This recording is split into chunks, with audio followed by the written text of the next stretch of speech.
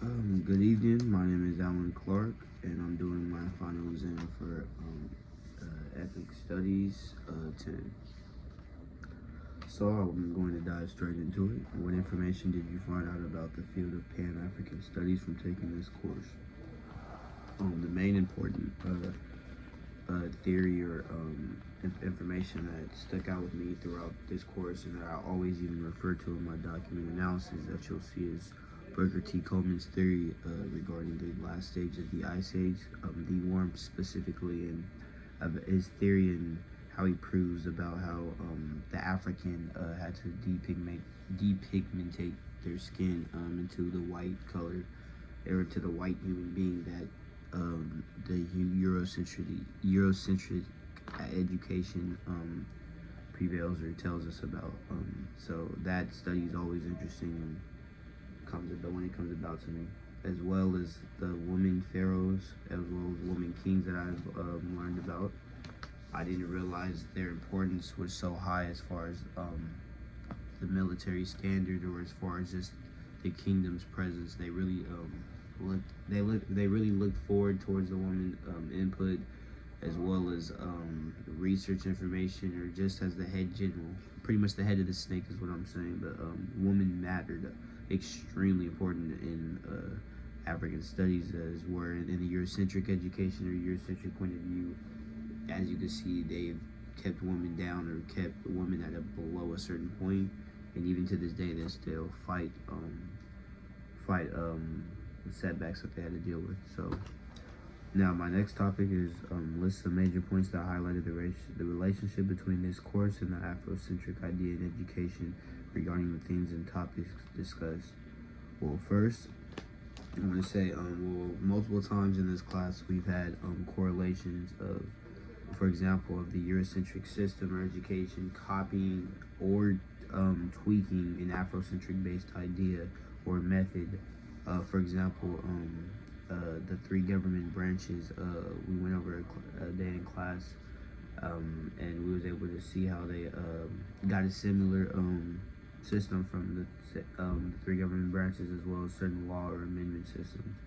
So just seeing how it's funny, it's very hypocritical just how a Eurocentric education, or they sit there and say, oh, no ethnic group ever contributed to their history, but yet they went and using their systems and methods and pretty much took advantage of it, and saying but they don't exist. So it's very funny, or ironic I should say. As well as another major point was, again, Booker T. Coleman's theory as an example in his theory, because he says that all not just African people, but all people originated from Ethiopia.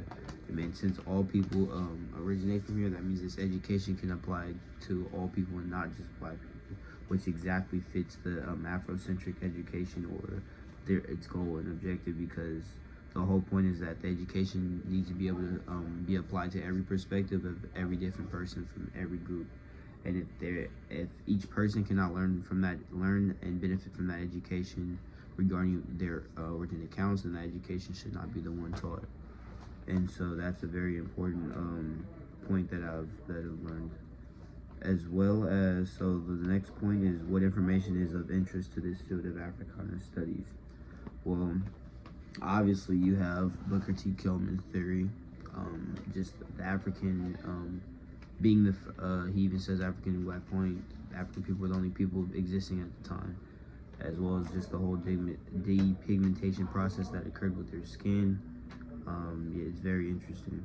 As well, another informative story that I've learned about and I really liked was the Asante War, which is a war considering a woman queen who had to fight off the British regarding a sacred stool.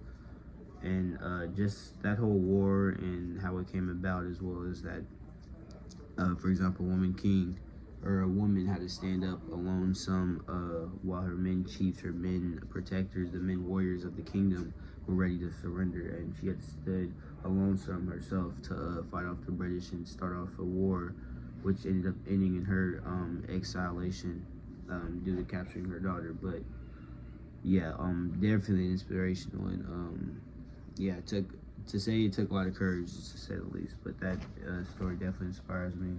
as well as just I did a presentation that considered on the Woman King, and not just what the movie, but the inner depths of the meaning and the participants in the movie, as well as the just the culture and of what the movie really stood for and why it came about and what it was.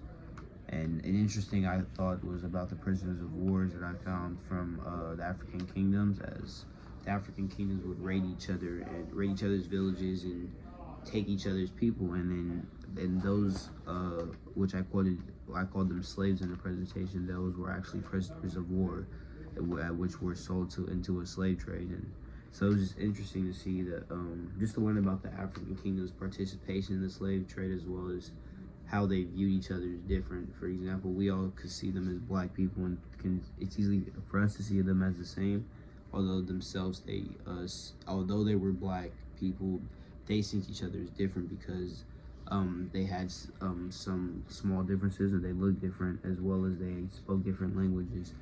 And so that was enough to drive that barrier of them to think different of each other. And so a correlation that I could relate to this is today's, or even just in the past of more recent years, is gangs. For example, you may go to an area where you see a lot of black people or a lot of Mexican people or a lot of one individual group, and the outside people looking in may seem, oh, they're all one group, so they're all friendly, they all must like each other, they're all good. But the people inside know that they see each other differently. That might be the opposition. The other person may be in the opposite gang, so therefore that black person doesn't see that black person the same. That Mexican doesn't see that Mexican person the same. They see each other as the enemy because they're on the opposite side. Just that barrier of ignorance or barrier of bliss is what creates that difference that's in their head. So yeah, that was just a simple correlation that I've always seen, or that I made. So, and once I did it, it made me easier to realize, or at least understand it. So now the next question is my reaction to the overall class. Well, first of all, I want to say thank you, Dr. George, for all you have done, not only just for me, including letters of references, advice, just that, educational talks and informative talks. Definitely won't forget them. Also, thank you for everything that you've done for anybody else in this class.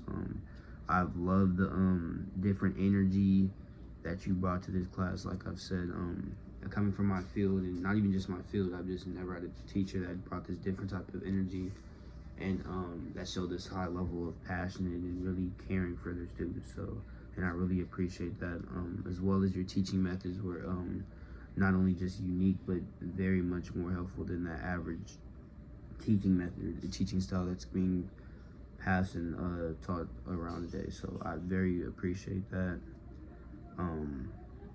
Yeah, I could go on for minutes and minutes and minutes about just everything, the things that you did and perspectives that you opened up for me, and just things I'm thankful for. But I'm not gonna waste your time like that. So I guess the next question, it says, are you in ethnic studies or major or minor? And the question is no. I'm a mechanical engineer major. However, I'm not close-minded to a minor or a major in ethnic studies. Based off of these two classes I've had with you, I love them. Not only, of course, you made it so easy to love, but as well as the information and the things I learned by itself. I could definitely see me. I'm always gonna be doing research and more research, and just to keep answering my questions that I've had and that you even were able to answer. And so if I were to come across and have time to have even more classes with somebody that's just as passionate and just as ambitious of teaching and explaining these Afrocentric educations and theories and methods and ideas, I would definitely be heavily in tune to be taking more classes and hopefully getting that. So again, thank you for all your time, your patience, and efforts with me. And again, this will not be the last time you hear or see from me. I will continue to check in. You just see me showing up at your office. So definitely. So again, thank you for everything you've done. Have a good evening.